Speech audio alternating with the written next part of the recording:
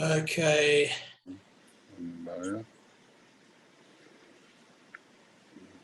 I see. Okay, this is the middle range stuff we're doing. Okay. Yeah.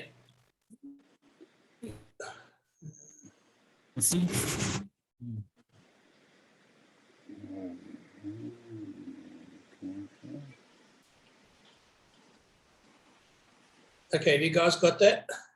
You got a slide up there of the 6 bottles, yeah? Yeah. So that's our lineup. Can you blow it up Yeah. to full screen? No, hang on. Sometimes it will. Play from start. Hi, Rob. Hey, mate, how are you? That. Oh, I'm just going to go on mute so there's no ambient noise from the kids. Have you guys got the full screen now? No. I wonder why it's showing on the other one. It's about quarter screen on mine anyway. I'll get rid of my multiple screens. Maybe that'll help. Possibly. There's 3 slides I can see. Yeah, you're supposed to only see the one. Hold on. Yeah, you've got the main one. There you go. Okay, I'm going to lose the chat and the pictures. I'll keep an eye on the chat for you then. Okay. Yeah, Derek, you'll see the listing. There was some pushback on doing it blind. So we're doing this as a pure lineup. You'll see it there. So welcome everybody to our tasting tonight. You'll see in that picture just the lineup of the 6 wines. I tend to lose the impact of the labels very often. I kind of came up with this notion because I'm so interested in the evolution of Merlot in recent vintages out of Italy in the reasonable price. For a long time, we've had very expensive high-end Merlot in Italy, of course, but it's the sort of more reasonable day-to-day pricing that I'm particularly impressed by. So we're just going to have a look at this grab of the 6 that we've got. So batting with Brigitte Bardot is the Ferrand, the Fonbel, and the Mangot. I don't know if it's Mangot, Blue, I don't know. I'll just call it Mango. I would say Mango. Okay. Mango. What's important to note is how very close they are in terms of Merlot dominance. Maybe at this point it would be useful to have a look at the noses of all of them. My overall impression working the first 3 wines before we kicked off was they're far more structured and architectural, I think is a useful word, than the Italians on the noses. Palates are a little bit different, but they're relatively uniform in terms of the classic Sant'Antimo right bank expression, sour black cherry, black forest cake, all those kind of phenolics. What's quite interesting is to note with these, Suckling gave the top 195, and you can see why, because it leans into that critic, to my mind, his preference for that forward expressive kind of note, whereas some people, different critics might prefer something that's slightly more structured. I often seem to pick that up in his notes, but nonetheless, the quality of the Ferrand is terrific. The Fonbel was quite interesting doing my research. It's part of a conglomerate of wineries owned, in the basket is Ozon, which is literally the neighbor to Fonbel, and Moulin St. George and Le Clos, all of which are very, very prestigious. So this Fonbel is certainly the younger sibling of all the others.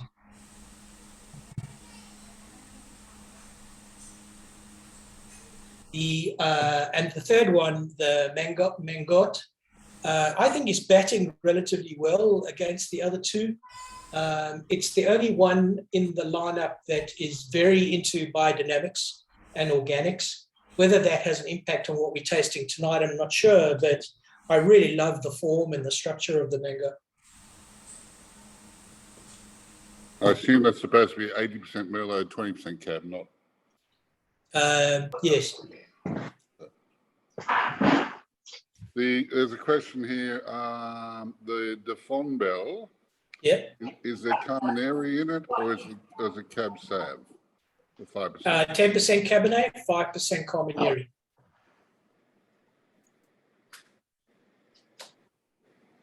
I'm going off the website of Fonbel for that split. Okay. There's a question mark about this one. Yeah. Check it out. It's interesting, a backstory. Carmenere was for a long time in South America sold as Merlot, being a very close from a DNA point of view. And there's a note that I'm sending out tomorrow on a Chilean producer who was at the forefront of getting Chile to recognize Carmenere and get it classified as its own varietal. So for a very long time, those two varietals were confused and sold as Merlot. Thinking about it now, I can't imagine why, but for me, certainly in the New World understanding of Merlot and Carmenere, they're very different wines.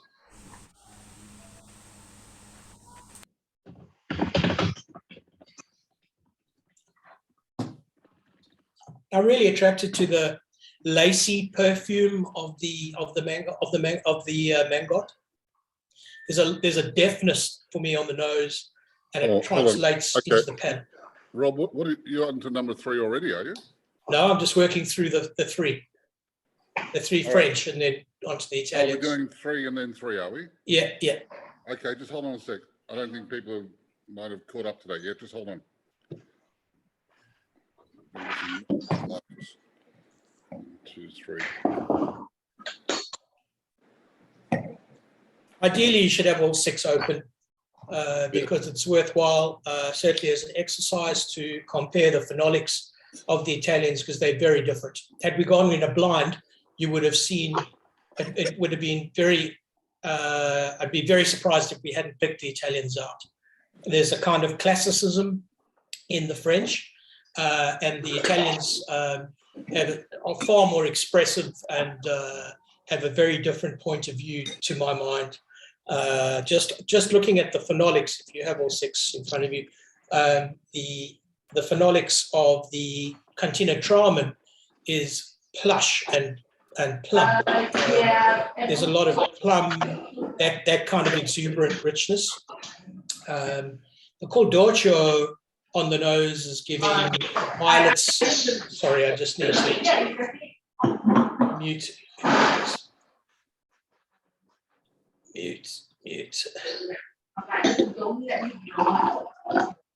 Okay, Lou, I think it's your lot. No, it's not. There we go. There's the Dolce, for me, has a kind of minery, crystalline kind of component to the nose. I love the perfume on it. I think that it's benefiting from the extra 2 years, being a 16. And I tend to fancy that the Petit Verdot is doing a lot for it to stand out amongst the phenolics of the other 2. In fact, all 6. A word on the Ornellaia, the Volte. It has a smattering of Sangiovese, and you can notice the impact of the Sangiovese on the nose. It definitely separates the wine from everything else that we have in the lineup.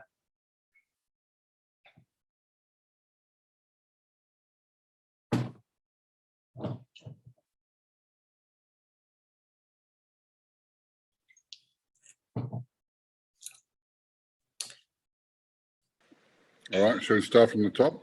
Yeah. Go for it. You want me to start from the Ferrand again? I guess so. Okay. So the Ferrand is a blend of 75% Merlot, 15 Cabernet, and 10 Cabernet Franc, and 10 Cabernet. It's the only one in what we're tasting tonight with Cabernet Franc in it. One thing that I'm pretty certain of, I don't know how everybody else feels, on the palate of the Ferrand, for me, comparing it to the other 2 French, it has a richness and a palate weight that is better than the other two. It definitely, from a textbook point of view, that richness and opulence is playing out really well. I can see why it got the sort of rating from suckling that it has. Interesting note on this, he calls this 18 the best ever vintage that they've, well, he writes best ever vintage question mark, which is, from a sales point of view, I can't think of anything better. But it certainly is impressive for me. From an elevation point of view, it is one. Bear in mind, what I didn't do was drill down into the soil comparisons of these three, which I should have actually done. But the point of note here is the elevation. I think there's a beautiful sensual kind of ripple that goes through the wine that certainly puts it in the higher price bracket and worthy of its price, I believe.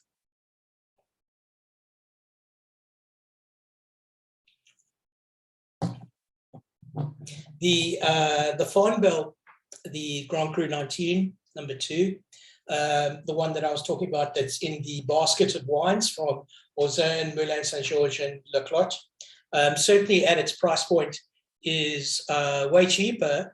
But I think the styling for me tonight in the nose and on the palate seems to be a little bit more muted in comparison to the Mangot and the Ferrand.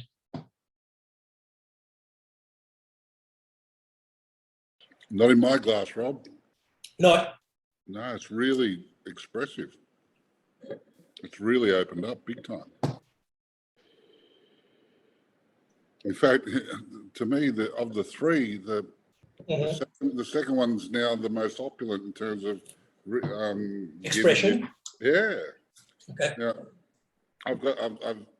Admittedly, I've had it open after last week's mistake. I've had it open for an hour and a half. So right. Okay. Chance to evolve. It's because last week all those wines just changed so dramatically while I was drinking it. I thought, no, I'm not going to make that mistake again. But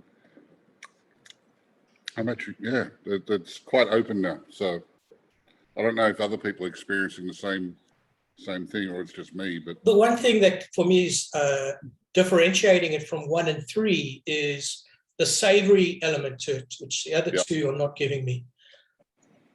Very savory, right? I think for Fonbel, for me, I find it has a little bit more of a sweetness in terms of fruit association. I mean, not in terms of sugar, of course, but it's a dry. They're all dry, but it's the ripeness. Yeah, but I think it's more like black cherry, so cherry kind of notes and mulberry, and actually I actually have a little bit of that like yogurt, like fruit yogurt kind of note on the Fonbel. Not a bad thing. But is it leaning? Are you referring to sort of a creaminess, a parfait kind of creaminess? A good question.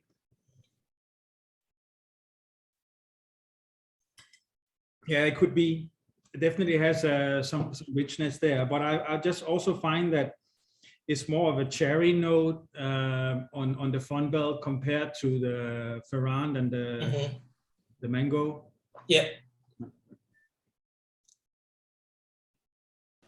I wouldn't disagree with that. It's really expressive. It's really cherry. It's coming right out. If anything, it's a little bit more simple than the other two, but it's really expressing itself, Rob. It's really jumping out now. So that's good. Good. These are the guys who own. Is it Le Pen or Orzin?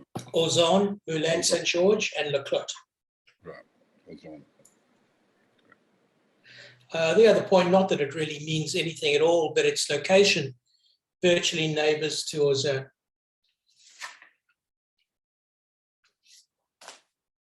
I don't see any parallels from a wine point of view between Orzin and them, but it's always interesting. And nor should it be at 20% of the price. Yeah. All right. So the third one?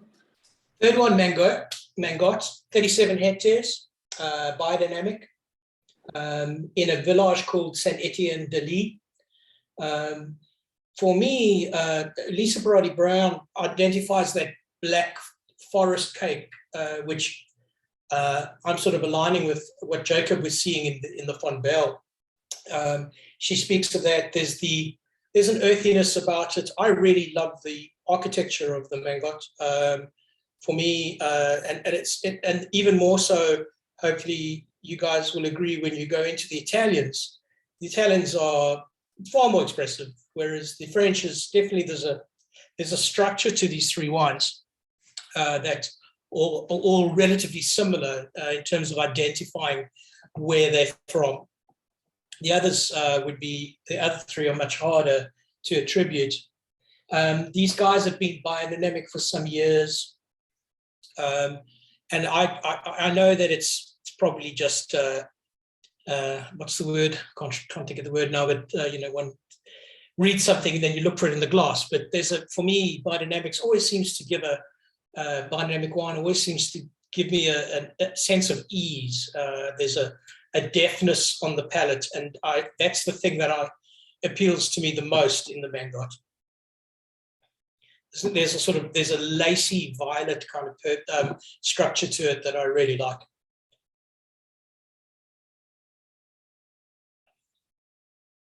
It's something that I think can be drunk early, but I also think the tannic structure is good enough to run. Do you know much about these guys, Rob? Because they've come out of nowhere really this year. Well, it's very hard. Even their website,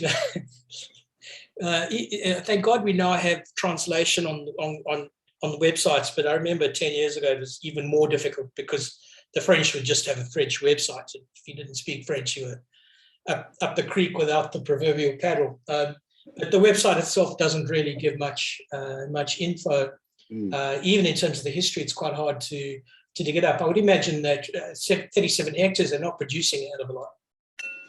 No, I've actually bought quite a bit for us for the book because it was so highly recommended by all the negotiants. Every single one of them was pushing it, saying these guys have created a phenomenal this year. Though, they said price to quality ratio. There's not going to be a wine this year, so we've got a lot coming in the next shipment. But I was curious to try. This is the first time I'm trying it, but it's pretty. Well, for me, by far, it's the most expressive right now, in the truest sense of the word, from a Emilion point of view. For me, the Ferrand is speaking well now in its exuberance, but it's probably going to be quite a lot better in a year or two. So, from a consumption point of view, the Mangot's ready to go pretty soon. Yeah, it's really forward.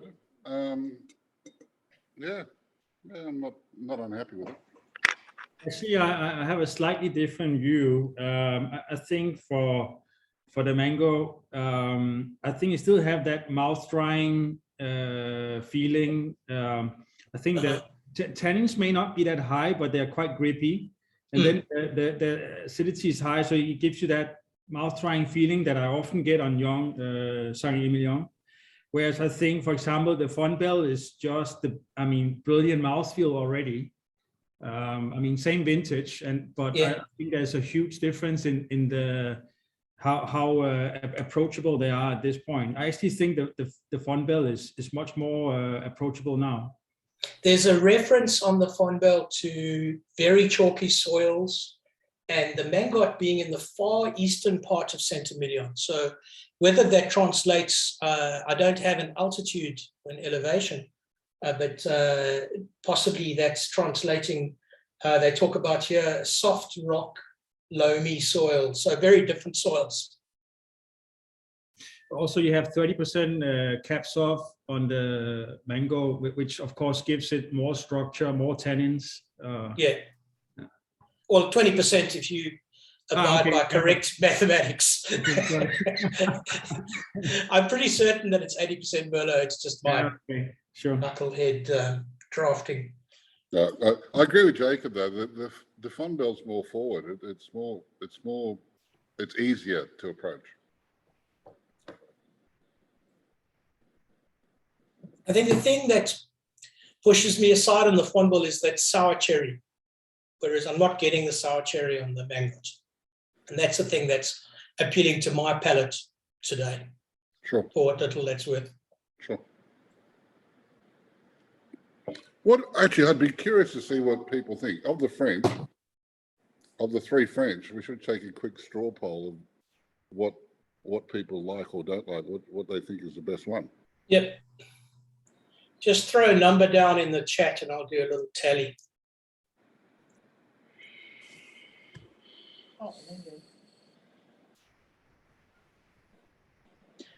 Hao-Sheng, I'll answer that in a sec for you. They're all very different. So there's votes for Fonbel. Jacob, where do you end up on Fonbel as well? 1, 2, 2, 2, 2. 1, 2, 3. Mangot. Yeah, Marlene, I'm with you. I'm all over Mangot. I think it's that the bright acidity of the Mangot just gets me. I love it. It may well be that I just, two more for Fonbel. But I think the Fonbel has it from a votes point of view. Hao-Sheng, just to answer your question on oak, the oak, I don't know about the Tramin. Lou will be better positioned to tell us about the Tramin oak treatment, but I know that the Caldoccio spends most of its time in neutral oak. The Volte has 30% new oak and the rest second, third generation. What's the question, sorry? The oak treatment of the Italian, of the Cantina Tramin, number 4. Tramin? Oh, okay. Unless I'm wrong, my recollection is it's 50% new and 50% one year pass. Right. And it's all French oak, of course. Okay. I know that when the Count uses, by and large, when he uses new oak, it's Hungarian.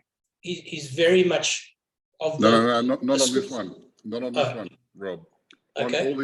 On all his Sangiovese. Brunello, yeah. Yeah. But on his Cabernets, he's using French oak. Now you can actually taste it. I'm all over that. I'm so glad we still have a little bit of that left. I think it's beautiful. I didn't put the price. Oh, I did put the price in here. 45, 55. All right. All right. So you're running us through the Italians now, yeah? Yeah, you're going to the Italians. So the Cantina Tramin is the highest altitude. They're giving a very general spread of 250 to 500 meters. It's 70% Merlot and 30% Cabernet, at least if my maths right this time. You'll notice with Caldoccio, warmer, definitely not that kind of altitude. I don't have the actual split, but Merlot, Cab, Syrah, and Petit Verdot. So I guess leaning more into the Bordeaux-esque approach to these kinds of blends. And then the Volte from the coast, from Bulgaria, mainly Merlot and then some Cabernet and Sangiovese. I was saying at the beginning, if you look at the phenolics of these three, that Sangiovese is giving a huge amount to the nose, that there's not enough in the palate for me for it to translate as a dominant force in the wine. Traditionally, this is enormously popular wine for us, and I've never been terribly sure whether it's just because it's Ornellaia or from a qualitative point of view. So I'm really glad to be able to line them up here in this way tonight and compare them. When you're looking for, when you're looking at the Caldoccio number 5, there was an interesting reference from Wine Advocate. I don't know who wrote it now, Monica Lana, I think. She speaks about a lift-off in the back palate, and I'm trying to find that for my own edification, but she references it in a very positive way. Yeah, I tell you what, Rob, the nose on these is so different to the frogs. Incredible, hey? There's definitely a flamboyance about the wine. The Caldoccio less so because it's 2 years older than the others. The one that for me that is showing the most flamboyance is the Tramin. Yeah. It is something else. Mm. I must know, say, for those of you who haven't had the luck to do it, and over the last 2 years, it's been a bit tough to get about. Cantina Tramin is up in the Alto Adige, so it's about 1 kilometre away from Cantina Caltern, which we also represent here in Singapore. But if you ever get the chance, it's on the way basically to the Alps. And when you get to the foothills of the winery, I don't think I've seen a more spectacular wine backdrop ever in terms of just visuals. It is beautiful. Rob, unfortunately, couldn't make that part of the trip last time. So I dragged Steve up there, but it is a place, put on your list, people, to go and visit. It's just beautiful, stunning. And with whether it's global warming, climate change, or whatever, the fact is that their reds are getting riper earlier and their whites are becoming more complex. And so from nowhere 5 years ago, the whole region now, especially with Wine Advocate and Spectator, is becoming massively popular. So hopefully it won't translate into crazy prices before too long, but that's the trend that's going on. But it's a fascinating area. I encourage everyone, next time you're in Italy, take some time and go up there. It's beautiful. There's a reference by Wine Advocates about a sumptuousness in this Volte. I think it was Advocates. I'm not seeing that. I'm getting quite a lot of menthol, and it's kind of juicier and richer than I expected, but it's probably right at its price point. I actually think it's probably delivering the right dollar to quality ratio, whereas I believe personally that the Cantina is over delivering. And the Col d'Orcio, admittedly, the benefit of age, so it's really, I'm loving it so much. I think for me, the influences of dried green herbs is a big thing for me with that. And there's a minerality which kind of parlays through all of Col d'Orcio's wines. We're offering the Vento in the next few days from Col d'Orcio, and it probably is the textbook example of minerality meeting Brunello or Sangiovese as a style. It's just something that seems to play all the way through his wines. Which one was that, Robert? The Col d'Orcio number 5. Yeah, but the one you mentioned as a textbook example? Oh, the Vento, which is, that's his Brunello Reserva. I think we're going to be offering his 2013 in the next few days. Okay. Have we still got some left? Okay. Enough to talk about it, I think. All right, okay. When I looked at it. So that's the Poggio Vento, yeah? Yeah, I've got, it was on my list to look at, and I sort of did a warm-up look a couple of days ago, and it looked like it would make sense. We have that many wines on a landing path at the moment. I think from the time that I put it on your list to the time now, I think most of it's gone. Yeah. But anyway, I'm tasting with the different wines. hopefully you got enough to have a look at. Yeah. Wine tasting. Some of these children are giving an opinion on the wine tasting. I tell you, these are unmistakably different from the French, though, aren't they? They're just, Yeah, Jacob's right. It's just intensity is phenomenal. I'm loving them. I'm loving this Italian Merlot stuff.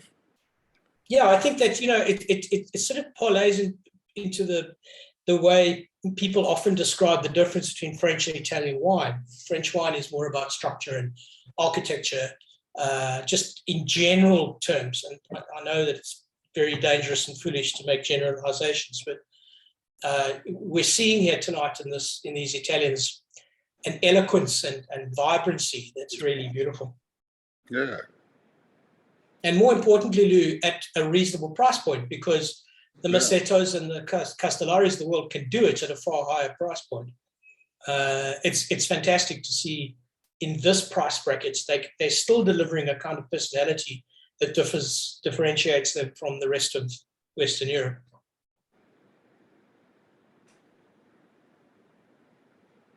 Ah, impressive. Yeah, I think Well, we that I just realized I took the wine a bit too late out of the fridge, yeah. So it's now warming up, and I realized number 5 is getting so much better over time, so much better. Yeah, I'm actually since last week's tasting, I've actually decided I take everything else at 6 o'clock, and I'm freezing my gonads off, but at least the wine's in good condition. I've got the air conditioning at 18 degrees or something. So I reckon in an hour they're probably ready to drink. But you're right, that trajectory to show fruit as it warms up is just so much, it's so steep, and really not worth tasting when it's too cold. So, Rob, with this number 5, the Col Dolce, right? Yep. Is I'm trying to remember. Does he change the blend every year, or is it sort of a formula? Well, I've got to say I was surprised by the prevalence of Syrah. I'd never flagged that as anything that he makes. So the answer, I don't know, but I wouldn't be surprised if it isn't different vintage on vintage. Right. I've never ever flagged Syrah from him ever. So we should actually ask him that next time we talk to him, because maybe he's just bringing that in to sort of complete the picture. The first couple of vintages that we brought in from him were Cabernet dominant. I remember him saying last year when we did the tasting that the quality of the Merlot is driving the bus, and he was saying that it wasn't their decision, the vines. The quality of the Merlot is so good that it's driving the trajectory. Makes sense. Bit of menthol with the Dolce. But surely that's coming from the Cabernet, isn't it? I'd say so. Or Verdot can also give it. Certainly in my experience of New World Verdot, it can give that dried eucalypt or bay leaf kind of component.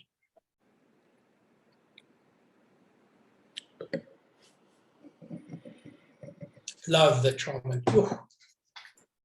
I think if there was a race to the most approachable of these three, it would probably go to the Tramin. It's kind of just jumping out of the glass at you. Yeah, Jacob, I agree. The minerality is amazing. It's the thing that binds me to that brand, because the Brunellos are exactly show that, and it's something that defines his Brunelli aside from any other Brunellos that I taste. There's something very, in terms of a house style, it's very striking.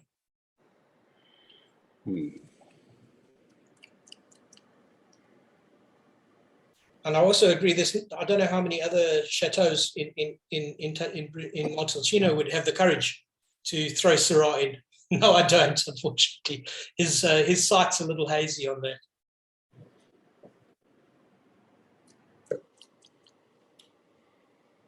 I'd like to know where he gets it from.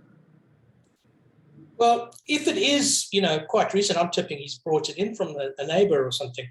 Yeah. There's a lot of people doing funky stuff now in the IGT side, so could come muscled in on one of his tenants' vineyards.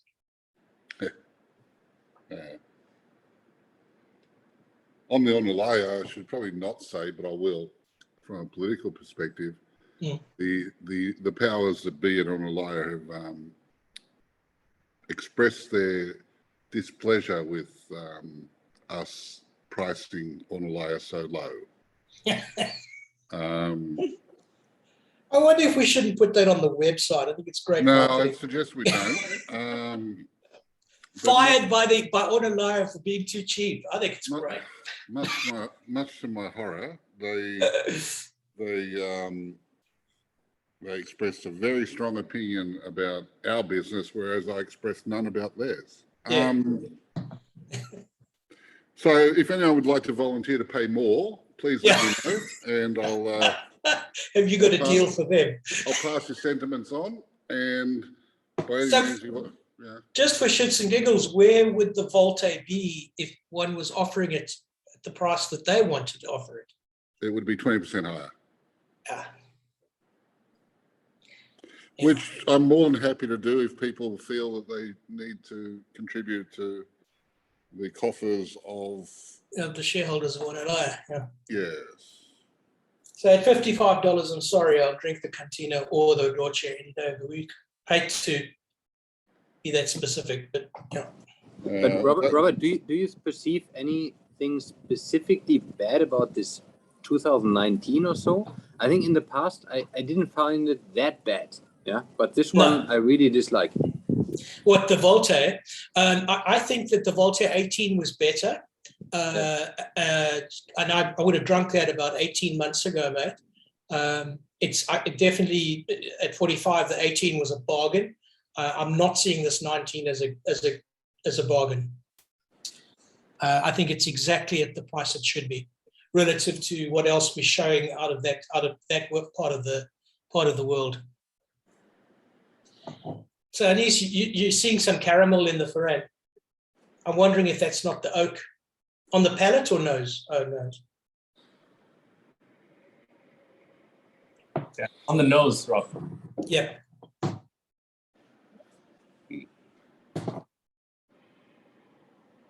Yeah, certainly it's standing out now as the most expressive, right?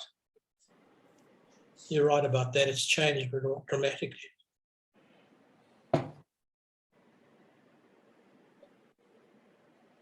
All right, let's do a straw poll on the Italians. Where am I? 4, 5, and 6. So, votes for Cantina Tramin?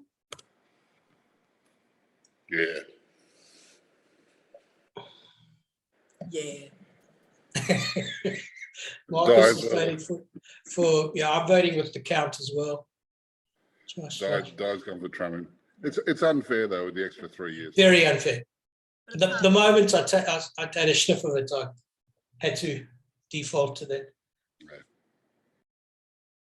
So I think if there was a handicap to be given to the Tramin by virtue of the fact that it's so much younger than the Dolce, I think it's performed quite well. So also, unlike the 3 Sant'Antimo you had, these stylistically have got no real thread running through them. Oh, definitely not. Yeah. They're I mean, puppies.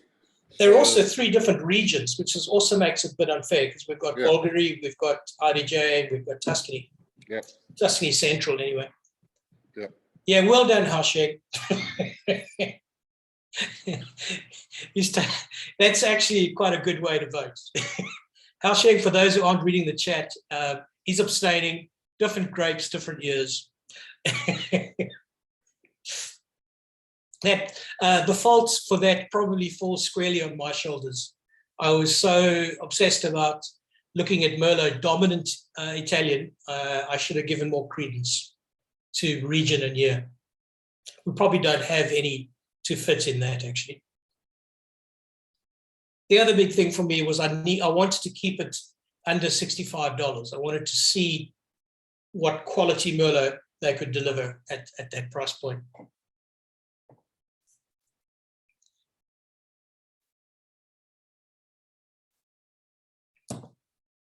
So it seems out of France, the Fonbel takes it. And out of Italy, it's actually, judging by the ticks, 4 and 5 may well have tied, which is quite good. Surprisingly, the big name didn't get a vote. Well, I was saying to Jacob before we started, yeah, and I think Fonbel's, it's a long range rider, I agree. I think that, what was I banging on about? I can't remember, I got lost. Totally lost my train of thought. Sorry, I'm just saying that the Ornellaia house wine didn't. Yeah, sorry, that's right. I'll say to Jacob, historically, I've always been a bit skeptical, but that 18 Ornellaia really took off commercially for us, and I really liked it. But I think the 19 is not on the same level. But Lou, I think that we would find generally in Tuscany 18 is going to be superior to 19. That's what my readings are starting to show. Just as a broad brushstroke. Don't know. I honestly don't know. Okay. The reports from the growers is they had 2 pretty good years. So we'll see. But different years, right? Yeah, but no traumas, not like 17 where they were battling the heat. Yeah. Most producers are saying they're pretty happy with the way everything went in those years. And our man on the ground, Yeah. Mr. Diggle, reported that he was very happy with the weather at his salubrious mansion. Yeah, I don't really want to hear about what a great life he's having in Umbria. I mean, yeah, it's not getting big points with me. Yeah, so when have you had a bad year, you bastard? Anyway, yeah. That's all. And he's following on that Caldoccio. I have a larger glass that I keep for the end. In a big, I'm using the small Riedel glasses and putting that in a bigger glass. The violets just go off the charts once it's actually got room to move. I think the other thing you'd have to say though is all these Italians are drinkable and very, very, very approachable now. Yeah. I'd say that apart from the Fonbel, all the French could do with even more time. And I guess that speaks to structure and it parlays into exactly what they're about. Yeah. Makes sense. It may also explain why the Italians are cutting everyone's lunch out there at the moment. So De Grezi, Jacob, I've actually had it here in Singapore. So there's probably an importer already. I can't remember. I paid some exorbitant price in a restaurant somewhere for De Grezi. It seems that the evolution of 2 years of COVID have increased wine list prices even more than what they were before.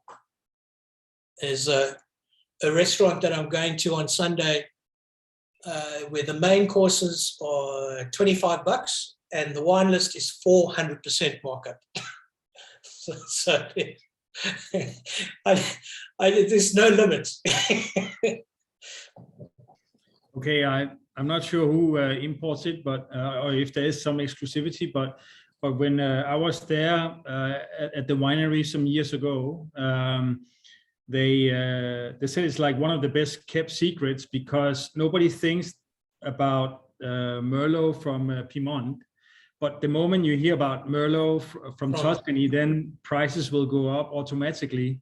So, and it's really drinking like a good or great Merlot from Tuscany, but because it's from Piedmont, they just can't price it very high. Well, it's kind of difficult, right? Because the Nebbiolo from Piedmont is so off the charts expensive. And in fact, it probably still reigns supreme as, dollar for dollar, the most expensive place in Italy to buy wine, although Montalcino is catching up.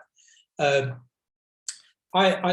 don't think I've ever, other than that, come across a pure Merlot out of Piedmont. Not one that strikes me. Maybe Mirafiore does something that we looked at and forgot about, Lou. I don't know. Not that I remember. Not a pure. Yeah. I mean, there's a couple of producers up there who do Pinot, which makes total sense to me, actually, given the profile. Yeah, because they're not, that part of the world doesn't get an abundance of sunshine, which is what Merlot thrives on, right? We've had Merlots out of Sicily, for instance, which were over the top, too jammy. Yeah. I've not had a Merlot from Piedmont. I'd be fascinated to try it. I think I have 1 or 2 bottles left. I'll be happy to share with you guys. If sounds good. Yeah. I'd be fascinated because, Jacob, you get some Merlot out of my parents' part of the world. The Veneto makes quite a bit of Merlot, but their problem always is getting enough sunshine, and getting it ripe enough to be expressive enough. I would have thought Piemonte has the same issue, but yeah, I'd be delighted to have a look at it. I guess that fog, right, Blue, that seems to roll in Venice and in Piedmont, that Tuscany doesn't really experience other than Bulgari, but that's maritime and a whole different story. Well, it gets the sun, right? And that's Yeah. why Tuscan Merlot and it gets that ripeness to it, which in general, the Venetian version of Merlot doesn't get. Occasionally you have, stonking good year, and you get some really lovely Merlots out of